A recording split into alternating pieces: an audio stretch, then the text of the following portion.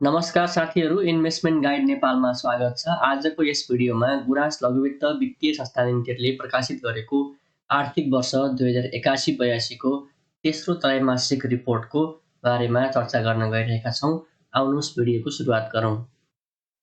तपाईहरु देख्न सक्नुहुन्छ यहाँ दिस क्वार्टर इन्डिङ भनेको यो आर्थिक वर्षको तेस्रो त्रैमासको अन्त्यसम्मको विवरण हो भने corresponding previous year quarter ending भनेको अघिल्लो आर्थिक वर्ष अर्थात् आर्थिक वर्ष 80-81 को तेस्रो क्वार्टर अन्त्यसम्मको विवरण हो।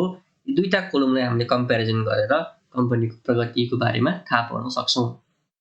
र यस विवरणमा दिएका सम्पूर्ण तथ्याङ्कहरू हजारमा व्यक्त गरिएका छन्।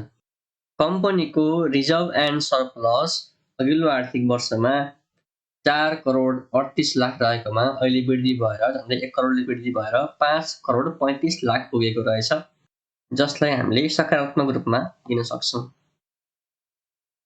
कम्पनीको डिपोजिट पनि वृद्धि भएको देखिन्छ। यसले गर्दा कम्पनीको व्यवसायमा विस्तार भएको अनुमान गर्न सकिन्छ। कम्पनीको प्रॉफिट एन्ड लस एकाउन्टलाई हामी हेर्छौँ भने इन्ट्रेस्ट इन्कम अर्थात् ब्याजबाट प्राप्त भएको आम्दानी अघिल्लो आर्थिक वर्षमा 15 करोड 59 लाख रहेकोमा यस आर्थिक वर्षमा 18 करोड 85 लाख अर्थात् झन्डै 3 करोड 25 लाखले इन्ट्रेस्ट इन्कम वृद्धि भएको देखिन्छ। तर डिपोजिट लगायतमा दिनुपर्ने इन्ट्रेस्ट एक्सपेन्सेस भने खासै नबढेको हुनाले गर्दाखेरिमा कम्पनीको नेट इन्ट्रेस्ट इन्कम पनि झन्डै उति नै एमाउन्टले बढेको देखिन्छ।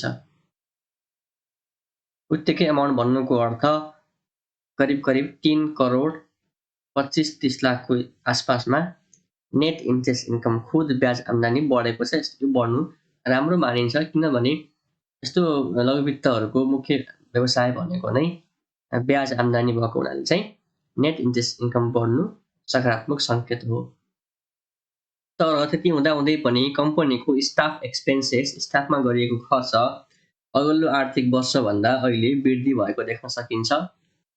अघिल्लो आर्थिक वर्षमा 3 करोड 92 लाख रहेको यस्तो खर्च यस आर्थिक वर्षको तेस्रो क्वार्टरमा 4 करोड 86 लाख अर्थात् झन्डै 1 करोडले स्टाफ एक्सपेन्समा वृद्धि भएको देखिन्छ। त्यसै गरी अदर अपरेटिङ एक्सपेन्सेस पनि बढेको देखिन्छ। अघिल्लो आर्थिक वर्षमा 1 करोड 32 लाख रहेकोमा यस आर्थिक वर्षमा 1 करोड 79 लाख छ, झन्डै 60 लाख जति बढेको पनि देखिन्छ। यसरी कम्पनीले आफ्नो सञ्चालन खर्चमा पनि नियन्त्रण गर्न नसकेको र सञ्चालन खर्चमा अत्याधिक वृद्धि भएको देखिन्छ। अर्थात्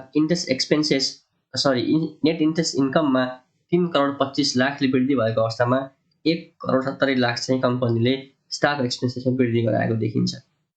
अझ भनौँ अपरेटिङ एक्सपेन्सेसमा चाहिँ बढी खर्च गरेको देखिन्छ।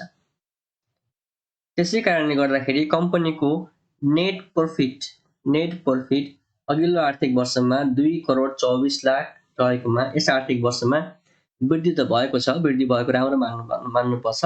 2 करोड 71 लाख भएको छ, तर यो वृद्धि भनेको कति देखिन्छ भन्दा करिब 46-47 लाखको वृद्धि देखिन्छ।